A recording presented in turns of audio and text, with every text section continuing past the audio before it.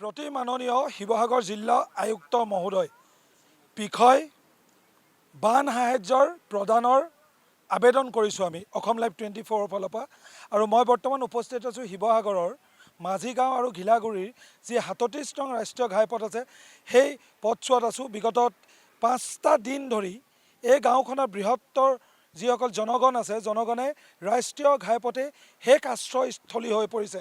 মই এটা ভিজুৱেলৰ পৰা প্ৰথম এই প্ৰতিবেদন আৰম্ভ কৰিম।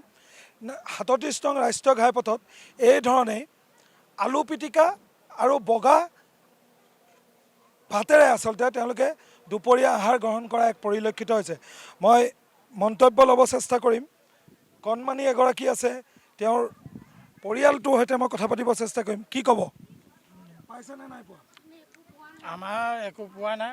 আমাৰ যে গাঁৱৰ মানুহ আছে যে এতিয়া আমাক বনাই মেলি দি আছে। চৰকাৰৰ পৰা কিবা পাব লাগে যে আমি একো পোৱা নাই। নাই, আমাৰ গাঁৱৰ ৰাইজৰ মানুহ আছে সেইটোৱে দি আছে। কি খাইছা?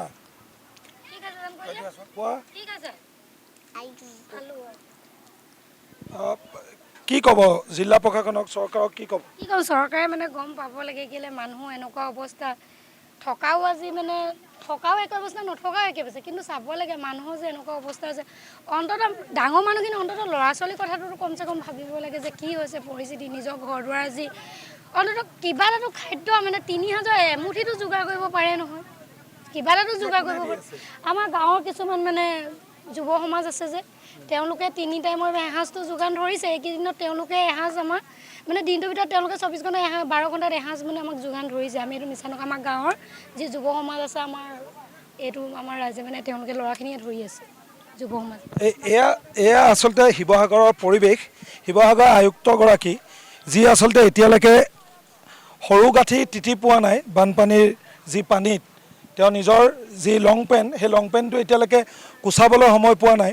মই পৰিৱেশটো ৰেণ্ডমলি মই দেখাই গৈছোঁ, যিহেতু কোনো ধৰণৰ মই ইয়াৰ যিসকল ব্যক্তি আছে আমি তেওঁলোকৰ লগত কথা পাতিব চেষ্টা কৰিম। কিবা পাইছে নাই? আমি চৰকাৰৰ ফালৰ পৰা এতিয়ালৈকে আমি বৰ্তমান একো পোৱা নাই আৰু তাৰ কাৰণে আমি দুখিত। আমি বহুত দৰিদ্ৰ সীমাৰেখাৰ তলৰ মানুহ। আমাৰ বহুতখিনি ক্ষয়ক্ষতি হৈছে। আমি আজি মঙলবাৰৰ পৰা ইয়াত আছোঁ। এতিয়ালৈকে আমি তেনেকৈ চৰকাৰে কোনো সাহায্য পোৱা নাই এতিয়ালৈকে। গতিকে আমাৰ ইয়াৰ ল'ৰা ছোৱালী আছে আৰু আমি ইয়াত এতিয়া এই মোটামুটি এই ঘৰটোত আমি 30টা ল'ৰা ছোৱালী হৈ আছোঁ। আমি 30টা মানুহ। এপিনে আহা অকণমান ভণ্টি, এপিনে আহা। কোন ক্লাছত পঢ়িছা? মই 9ত পঢ়িছোঁ। কিতাপ পত্ৰ তিতিছে। নাই কিয় এতিয়া নাই, কিতাপ পত্ৰ খবৰে নাই পোৱা। বেগ নাইকিয়া হৈছে, বেগ চেগ চব উঠি গ'ল। চব উঠি গৈছে।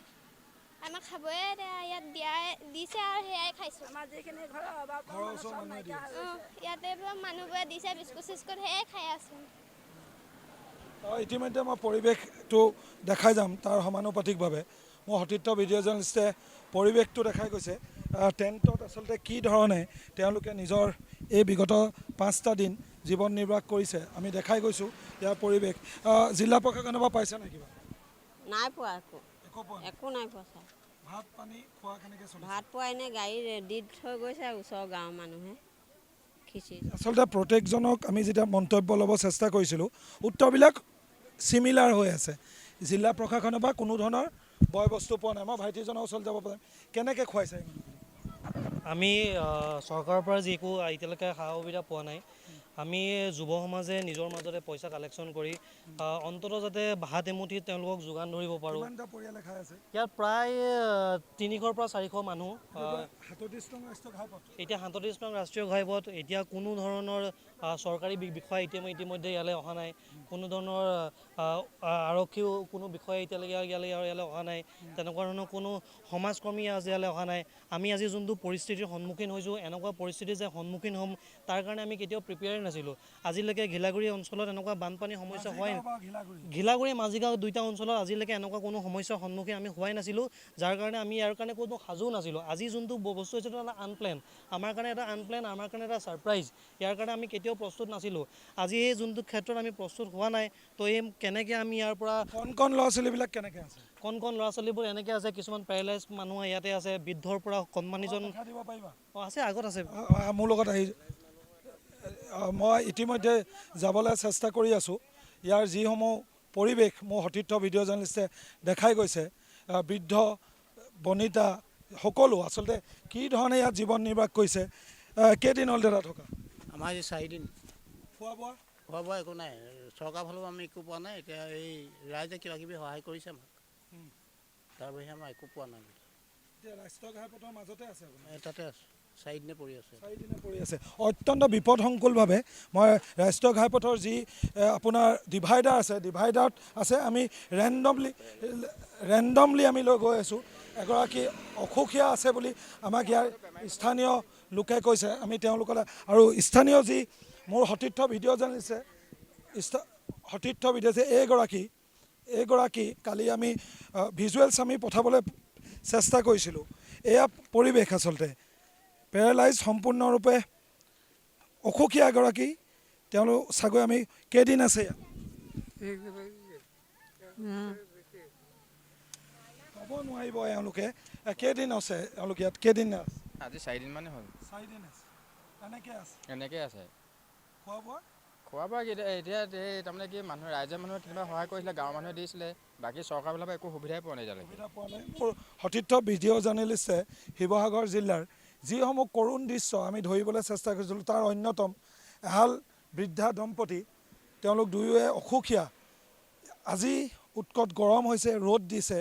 ৰাষ্ট্ৰীয় ঘাইপথৰ মাজত এই প্ৰায় 200 পৰা 300 পৰিয়াল, যিটো ৰাষ্ট্ৰীয় ঘাইপথৰ যি আপোনাৰ ডিভাইডাৰ আছে, ডিভাইডাৰত এই ধৰণে তেওঁলোকে সহাৱস্থান কৰিবলগীয়া হৈছে। অত্যন্ত বিপদসংকুলভাৱে আমি ৰেণ্ডমলি লৈছোঁ সকলো কথা। কেইদিন হ'ল থকা? কেইদিনৰ পৰা আছে? আমি মঙলবাৰে আহিলোঁ ইয়ালৈ। খোৱা বোৱা এই অকল খিচিৰিটো পাইছোঁ আৰু সেয়াই আৰু ৰাইজে যি দিছে সেইটোৱে। আৰু চৰকাৰে আমাক একো সুবিধা দিয়া নাই।